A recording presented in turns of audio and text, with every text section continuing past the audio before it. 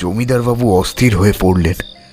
এরপরে গোরানাথের কাছে এসে মিনতি করে বললেন, তান্ত্রিক বাবা, আমার যে একমাত্র সলতে, ও ছাড়া যে বংশে বাতি দেওয়ার আর কেউ নেই।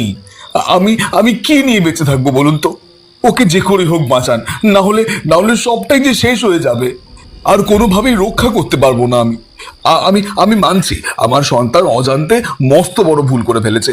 আসলে বিলেতে মানুষ হওয়ার ফলে এসবের প্রতি ওর তেমন কোনো ঝোঁক নেই। ফলে এতবার করে বোঝানোর পরেও ও কোনো স্বচ্ছ ধারণা তৈরি করতে পারেনি। আপনি আপনি আমাকে ক্ষমা করুন প্রভু, দয়া করুন। ওকে যদি বলি দেন তবে আমি কি নিয়ে থাকবো? আমিও যে শেষ হয়ে যাব, সমূলে শেষ হয়ে যাব। এমন সময় পুরোহিত মশাই এগিয়ে এসে বললেন, আপনার সন্তান কেবল বিপদ ডেকে আনেনি, সে গোটা গ্রামের মানুষের বিপদের কারণ হয়ে দাঁড়িয়েছে। দেবী আদেও তার বলি পেলেই যে সন্তুষ্ট হবেন, এটা আপনি কেন এখানে থাকা কেউই নিশ্চিতভাবে বলতে পারবে না। এখন পরিস্থিতি সম্পূর্ণরূপে হাতের বাইরে চলে গিয়েছে। আমি কোনোভাবেই আর কিচ্ছু করতে পারবো না। গোরানাথ বাবার শরণ নিতে হবে আপনাকে, আমাদের সকলকে। আমি অনেকক্ষণ ধরেই বিষয়টা লক্ষ্য করছিলাম।